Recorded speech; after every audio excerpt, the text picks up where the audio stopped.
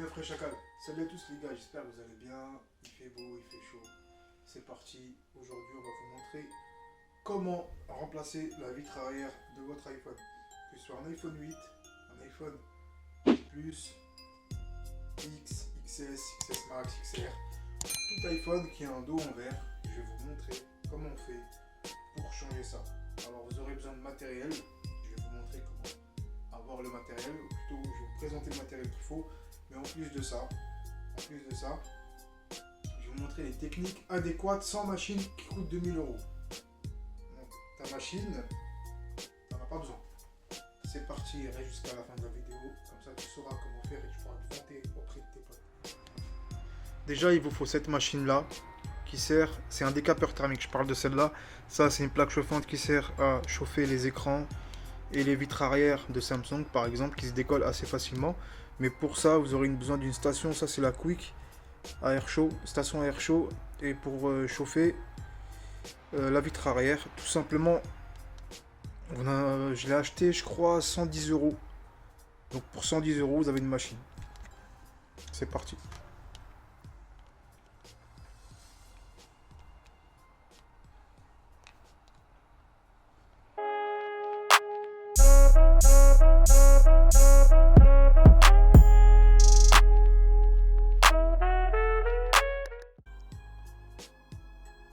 Salut à tous, donc plutôt heureux. Donc pour commencer, vous enlevez les vis du bas. Alors le problème sur cette vidéo, c'est qu'il y a eu beaucoup de coupures entre le temps où je m'occupe des clients. Donc j'ai dû couper, j'ai certainement oublié certaines choses. Donc vous allez préchauffer le contour de votre téléphone. Ensuite vous glissez le i Sésamo. Vous ouvrez légèrement le téléphone de environ 1 cm, vous forcez pas. Faut pas forcer les amis. Ce qui se passe, c'est que soit vous avez du mal parce qu'il y a le joint d'étanchéité, du coup ça veut dire que c'est mal fondu, mais vous inquiétez pas, vous prenez une spatule en nylon, vous faites le tour du téléphone. Vous faites pas le tour en haut, hein, vers la caméra en haut et le haut-parleur interne, vous faites pas. Vous faites le tour comme ça. Ensuite vous l'ouvrez comme un livre. Regardez bien. C'est de la gauche, pardon, vers la droite. Vous prenez, vous enlevez déjà tous les résidus de colle. Et là, non, c'est le tournevis cruciforme. Et on va tout simplement retirer les vis de la plaquette métallique. Vous mélangez pas les vis. Hein. Ne surtout pas mélanger les vis. Ce ne sont pas les mêmes. Si vous ratez, vous percez la carte mère. Si vous percez la carte mère, c'est problème de carte mère. Et un problème de carte mère, ça se répare bien sûr, mais c'est pas le même prix. Et c'est une chose que vous ne pourrez pas faire tout seul. Vous déconnectez bien sûr la batterie, vous déconnectez les nappes de l'écran. Et là on va commencer au démontage de la carte mère, de la batterie et tout le reste. N'oubliez pas la plaquette métallique de la nappe FaceTime. Donc sur ce téléphone, on n'a pas besoin de changer l'écran. L'écran est déjà est en très bon état, pardon, il est d'origine. Donc ce qu'on va faire, c'est que vous allez juste le mettre de côté et faire attention à bien le conserver pour pas qu'il se casse. Et surtout les amis, je vous le demanderai jamais assez, mais abonnez-vous et likez la vidéo. Et dites-moi ce que vous en pensez dans les commentaires. Et si vous avez des sujets de vidéos sur lesquels je peux traiter ou discuter.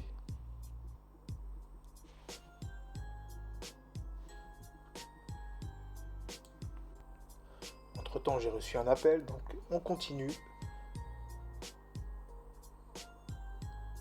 On va tout simplement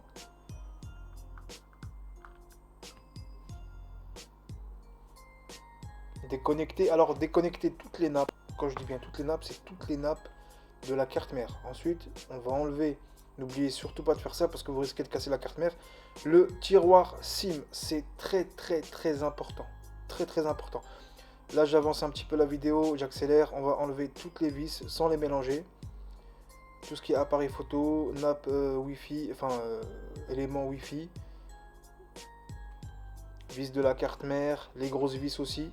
Il faut un tournevis spécifique pour les enlever. Vous enlevez vraiment tout. tout ce qui peut, en fait, vous enlevez tout ce qui peut être endommagé pour qu'à la fin, on n'ait qu'une carcasse. Et à la fin, comme on n'a qu'une carcasse, et ben on peut faire un peu ce qu'on veut. C'est un grand mot, mais c'est pour vous dire quoi, il ne peut pas y avoir de dégâts. Au pire, s'il y a un dégât, vous changez le châssis complètement, mais c'est pas le but. Donc, il faut vraiment y aller délicatement. Ensuite, une fois que c'est fait, vous enlevez la carte mère du bas vers le haut. Une fois que vous avez enlevé toutes les vis, si ça force, ne le faites pas. Ça veut dire qu'il y a une vis bloquée ou qu'il y a quelque chose qui bloque. On n'oublie pas d'enlever tout ce qui peut, je le répète, endommager, tout ce qui peut être endommagé. Donc là, vous enlevez, on va enlever tout ce qui est nappe réseau, on appelle nappe réseau, mais c'est le câble coaxial, et le haut-parleur externe. Donc c'est le gros bloc que vous voyez en bas à droite. Donc vous, c'est en haut à gauche, quoi. Parce que ça, comme c'est du plastique, à haute température, ça risque de fondre. Ne mélangez pas les vis, je le répéterai jamais assez. Ne mélangez jamais les vis. Une fois que c'est fait, on va retirer la batterie, vous chauffez à l'arrière. Là, on va d'abord continuer à enlever tout ce qui va être endommagé, le vibreur aussi. Et là, vous chauffez l'arrière de la batterie et vous enlevez la batterie. Là, ce qu'on va faire, c'est que on vérifie si on n'a rien oublié, s'il n'y a rien qui est endommagé. Et on prend le décapeur thermique, on le préchauffe à maximum 100 degrés.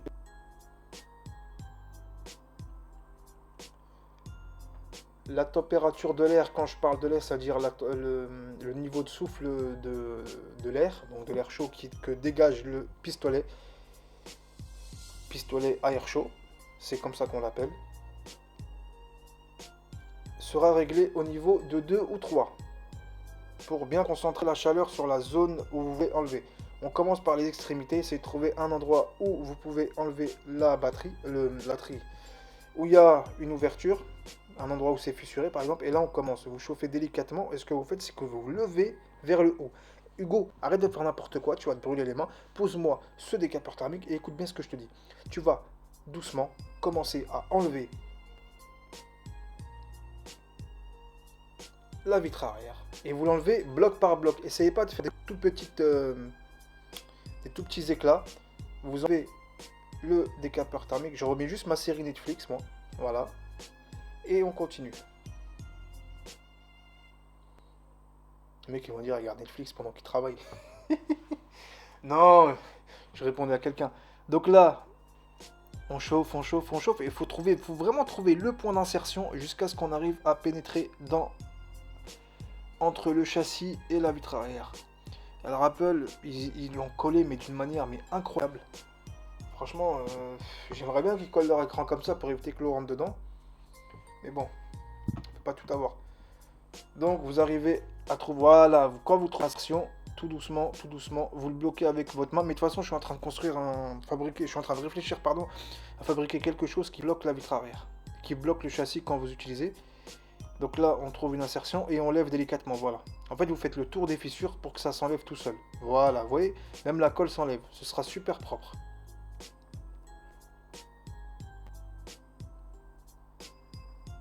Vous continuez et ça va venir tout seul. La téléphonie est un métier de patience. La réparation de téléphone est un métier de patience, les amis. Il faut vraiment être patient et passionné surtout. Si vous voulez débuter dans ce domaine, on continue en trouvant des points d'insertion. Normalement là c'est facile. On enlève tout, on fait attention à la nappe. Non, je l'ai déjà enlevé parce que des fois il y en a ils l'enlèvent pas. Je l'ai déjà enlevé, ou des fois on oublie de l'enlever, du coup on l'enlève à la fin. À la nappe à induction, tout simplement. On continue à enlever tout et aussi on regarde à l'arrière du châssis s'il n'y a pas quelque chose qui fond, même si on a tout enlevé. Si jamais vous n'avez pas enlevé, regardez de temps en temps. Mais je vous déconseille de laisser la carte mère à l'intérieur parce que comme ça chauffe à température élevée, il y a des composants qui risquent de se dessouder et ça ne fonctionnera plus. Vous voyez comment c'est simple, il n'y a pas besoin d'investir dans une machine à 2000 €. Alors certes, si vous avez 15 vitres arrière par jour à faire, là bien sûr qu'elle est rentabilisée la machine. Moi-même, si j'ai 15 vitres arrière par jour à faire, j'achète la machine, je ne me casse pas la tête. Mais par précaution, j'aime pas cette machine parce qu'il y a eu beaucoup de pannes. J'ai déjà travaillé dans des boutiques où il y a eu des pannes sur ces machines et moi je me prends un peu de café parce que je parle beaucoup. On continue, on place le contour, on continue, on chauffe. Mais il faut pas rester trop longtemps bloqué hein, sur le même endroit les amis. Faut que ça bouge un petit peu. Faut bouger légèrement le pistolet à air chaud. Hot gun, c'est comme ça qu'on l'appelle en anglais.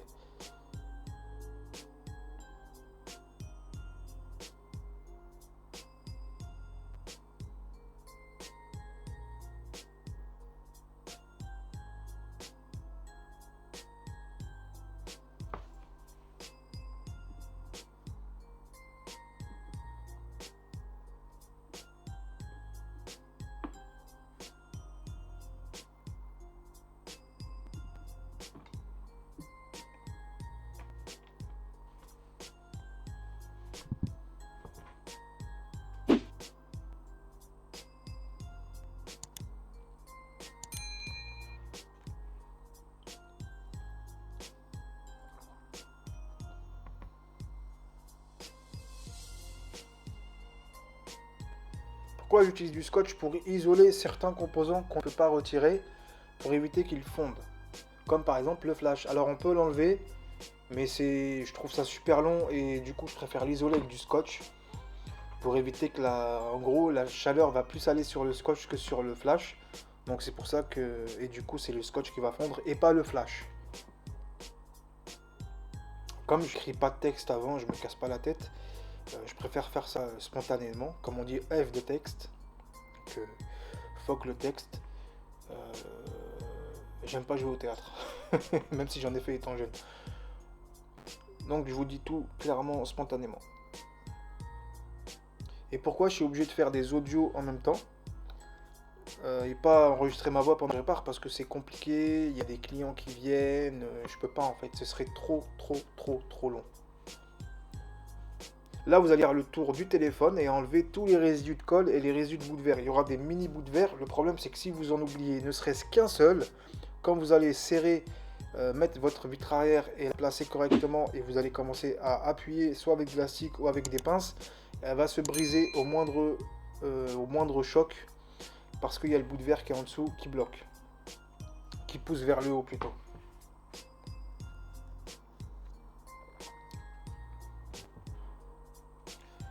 Si vous avez la caméra de la vitre arrière qui commence à s'enlever, le bloc caméra de la vitre arrière, vous avez juste à le remettre, ça arrive, hein, ça arrive toujours.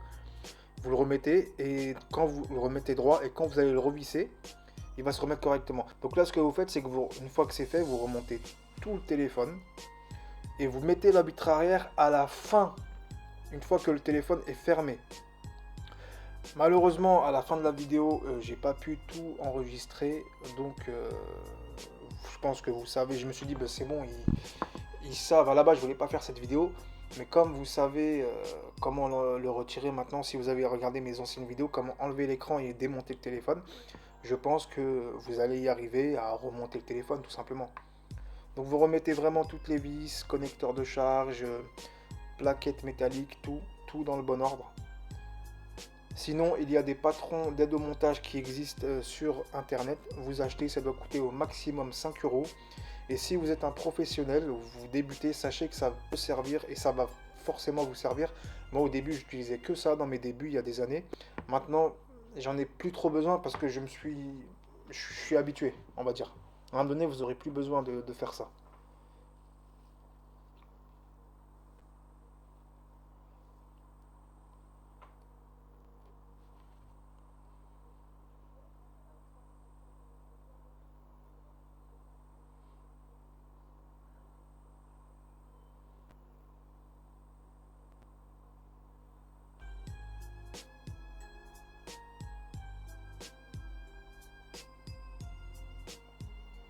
On remet notre écran, vous commencez toujours par la nappe FaceTime parce qu'elle est assez compliquée à mettre.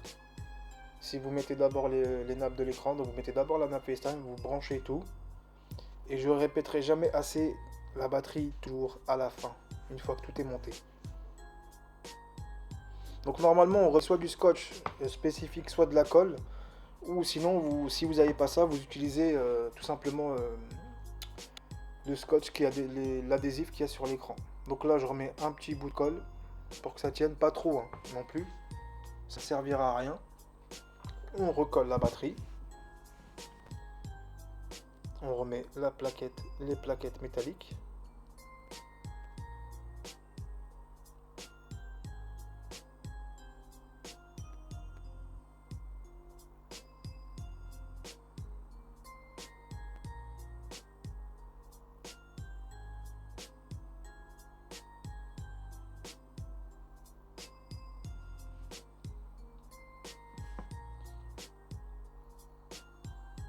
Les plaquettes de métallique de la nappe FaceTime aussi. Normalement on la met en premier mais j'ai dû me tromper ou oublier, mais c'est pas grave.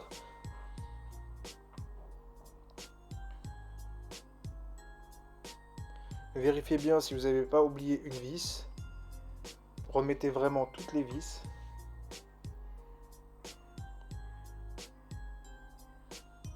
Si vous n'avez pas toutes les vis, si vous avez perdu, c'est grave mais pas trop. Non, si c'est grave, faut vraiment remettre toutes les vis en fait.